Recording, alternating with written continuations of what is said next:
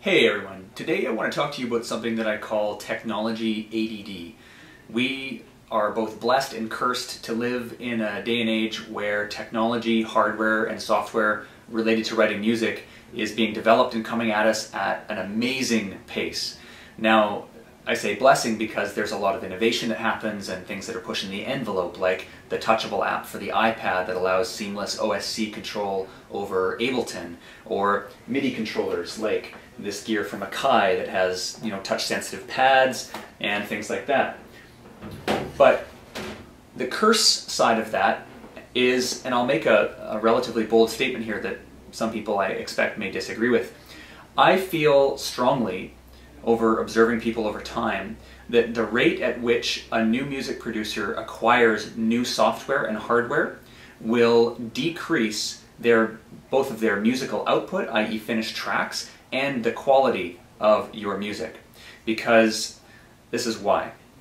I think every time you get a new piece of gear, it takes time to learn. The rate of people out there that actually read the manual and really dig into the pieces of equipment and software that they own is unfortunately very, very, very low. What's more often the case is people get all this gear and they're always fiending after the next thing, that they never really take the time to learn their tools of their trade inside and out. Now imagine if you were a classical musician and one day you were a violin player, and then the next day you were a pianist, and the next day you picked up a guitar. You would never be able to get to a professional level with any of those things. And software is no different. I mean, take a look at a filter plugin or a synthesizer or a sampler.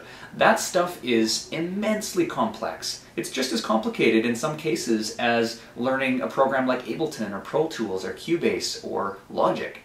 So this may seem kind of counterintuitive coming from me. I tend to be more of an evangelist for new technology, and you see me reviewing lots of new types of gear.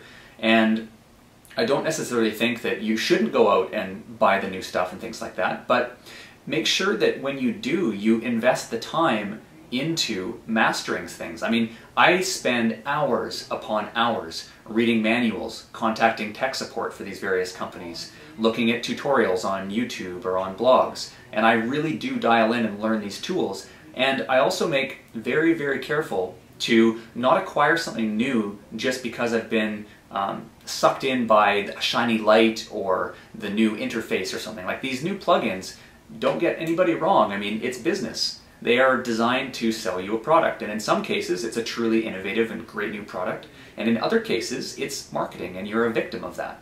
So you have to make that judgment call yourself. Be very, very careful with new software and new devices not to get sucked in by shiny interfaces and great graphical user designs and things like that. Just because it looks sexy doesn't mean that it is superior to something that you're already using and perhaps know better. And a word of warning, if you do get new gear, make sure that you actually invest the time into getting to know it, whether that's taking a course, watching a tutorial video, reading the manual, something like that, so you actually do learn how to use this device inside and out. And if you do that, then I don't feel your musical productivity or your quality will go down. It will actually be increased, but it is about taking the time to invest into the new products and software that you do get. So I hope you guys find that valuable. Focus on and master your tools, and that will make you a better musician. Talk to you soon.